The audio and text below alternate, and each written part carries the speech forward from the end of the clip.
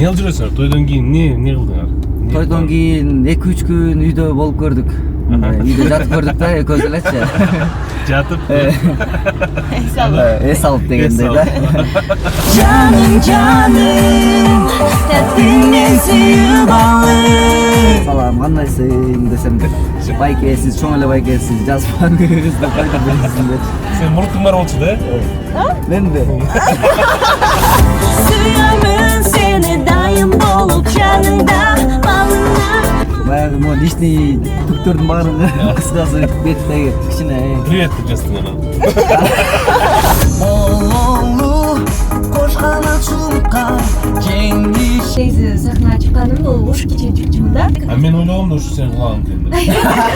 Apağım ay apağım Seni izlep tapkamın Çıraqtadır sen